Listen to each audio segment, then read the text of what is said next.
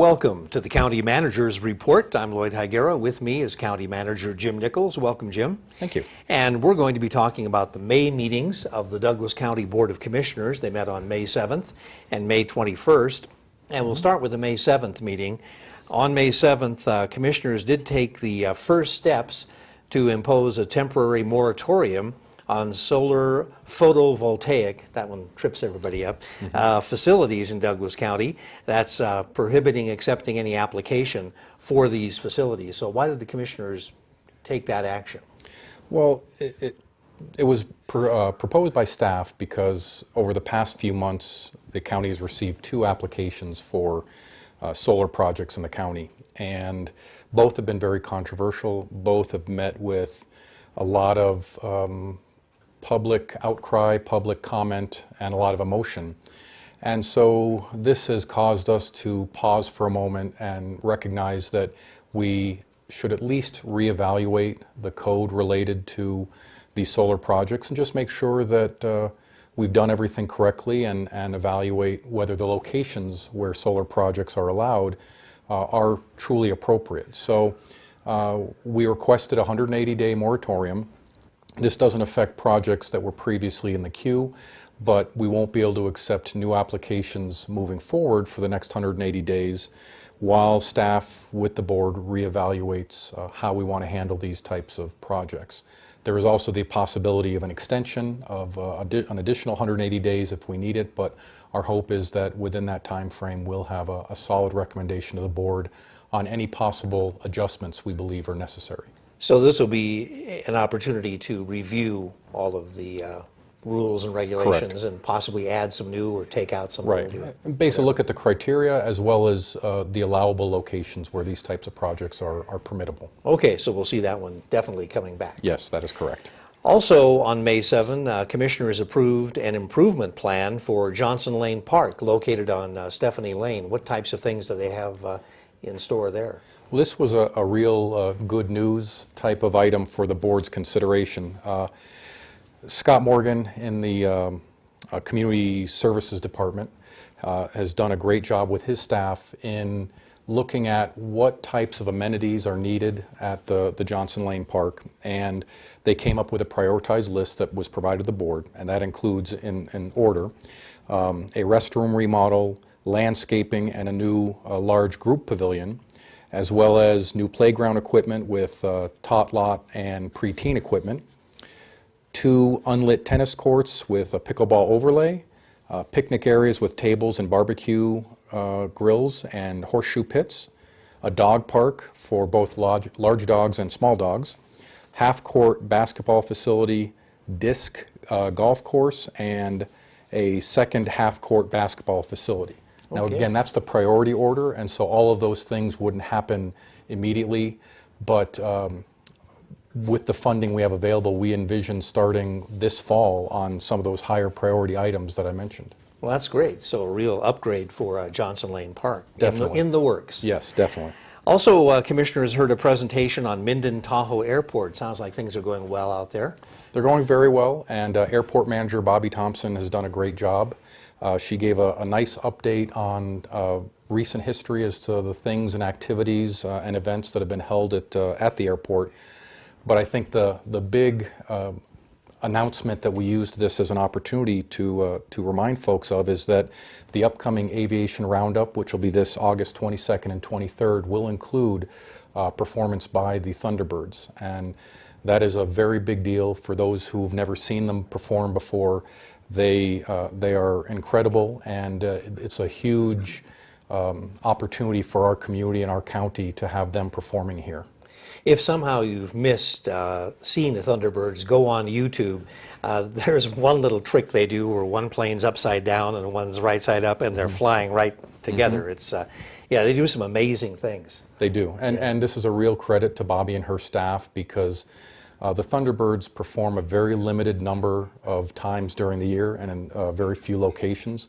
I believe we are their only Nevada appearance for the year. Wow. And it's a great credit to Douglas County and a great credit to Bobby and her efforts to secure them for us. And should draw a lot of people to Douglas County too. Yes, we envision this event will go up tenfold potentially in the number of people that will be stopping by to see them. Well, we're all looking forward to that.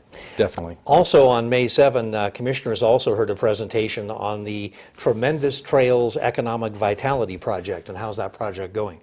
It's going very well, and for folks who don't realize, we have a system in place in the county where our economic vitality manager, Lisa Granahan, works with a number of volunteers in the community who we call champions, and they are folks who spearhead various aspects and elements of our economic vitality program.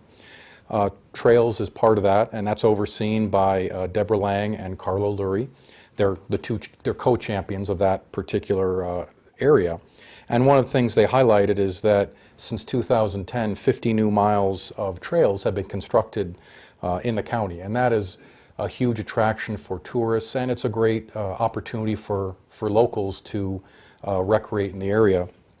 And really the trails group is sort of expanding to a certain degree where their trail focus is really outdoor recreation, and so they recognize that their work and their efforts go just beyond walking and biking trails, and that really it's an outdoor recreation element that really makes the county special and is one of our big drivers in our local economy.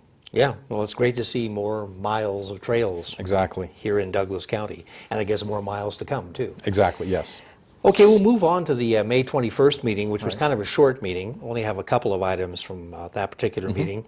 But at the meeting, commissioners did approve an emergency drought contingency plan. That's for the county's Lake Tahoe water systems. Right. Can you detail that for us? Sure, and part of the reason for that is staff provided the board with some information about lake levels and the fact that the lake is at a historically low level, and it is one of the big resources we utilize to serve folks up there. So what they recommended to the board, and the board ended up approving, was declaring a stage 1 drought warning, and directing the Public Works Director to declare stage 2 severe drought if the lake level drops to 6,221.5 feet, which is a little over a foot from where it is right now.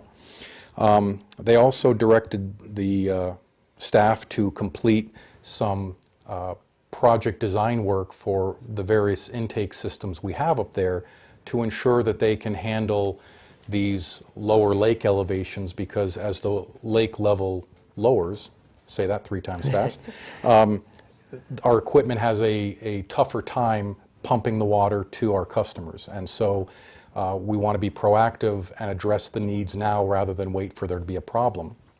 Problems can include malfunctions and breakdowns because basically the equipment has to overwork to accomplish the same task, and that would put us in a difficult spot as far as supplying our customers go. So we want to be on top of that and make sure that that our equipment can do the job and serve our customers well. And then the other thing that the board added on as an additional piece to this program is they took a component of the stage 2 drought level by suggesting or by directing staff to require voluntary alternative watering schedules for our customers up there, which means if you have an even address, you water on certain alternative days, and odd addresses water on the other days. And again, it's voluntary at this point. When we get to stage 2, it becomes mandatory. But the thought of the board, as they explained at the meeting, was that if we put it into effect now as a voluntary effort, it'll help get people into that mode so that if a stage 2 becomes necessary, folks will already be in that kind of a watering schedule, and it won't be as painful or shocking to them. Okay.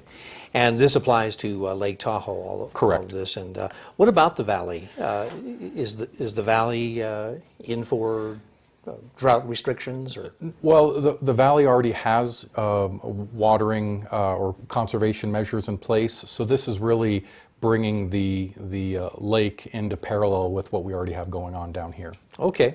One more item from the May 21st meeting. Commissioners introduced an ordinance establishing ambulance service districts in Douglas County. Right. And I guess the question is why?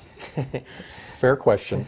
And the reason that the districts propose this is that declaring or giving them exclusive rights to their boundaries allows them to continue to invest in the infrastructure that's required without worrying that they risk losing that investment. So if they didn't have the exclusive rights and another provider came in, they would have potentially spent a lot of money on the service needs of their district, and that would have, those investments could have been wasted. So this protects them and our customers so that the money they put into the infrastructure needed is recouped and utilized by their customers exclusively. I see.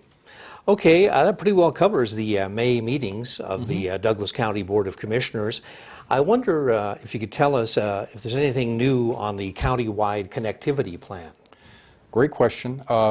We hadn't been intending, and up until basically today, we're planning to go back to the board at their first July meeting with the plan and any ordinances that may be required to address the funding needs of the plan.